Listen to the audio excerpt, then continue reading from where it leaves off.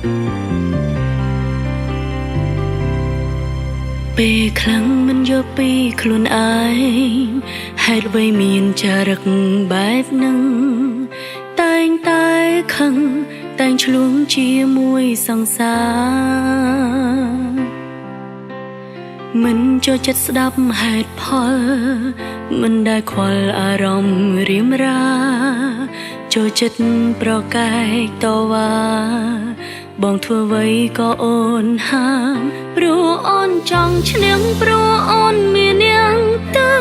ធ្វើឲ្យបាត់បង់រូ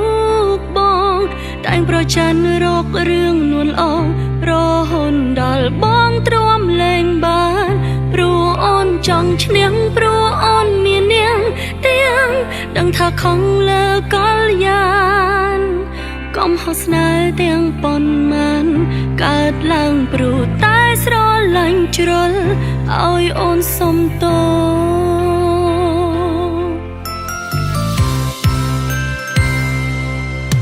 ចូលចិត្តធ្វើខ្លួនដូចព្រះនា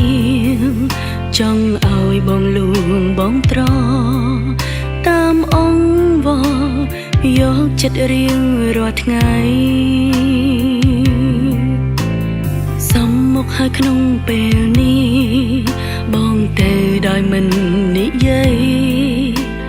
ដឹងខ្លួនក៏គ្មានន័យលែងមានថ្លៃនៅក្បែរប្រា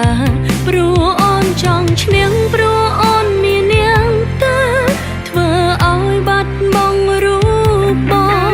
តែងប្រច័ណ្ឌរករឿងនួនអងរហូតដល់បងទ្រាំលែងបានព្រោះអូនចង់ឈ្នះព្រោះអូនមាននាងទាំង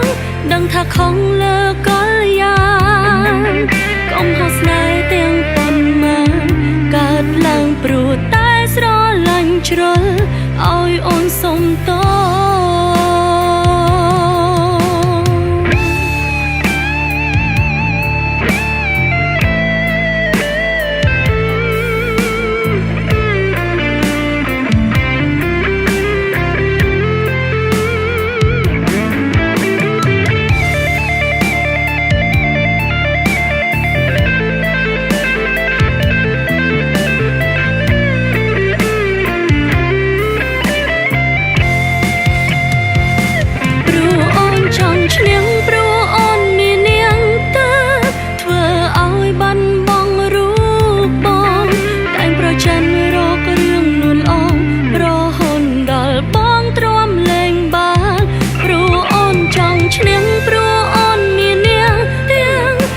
ថាខំលើក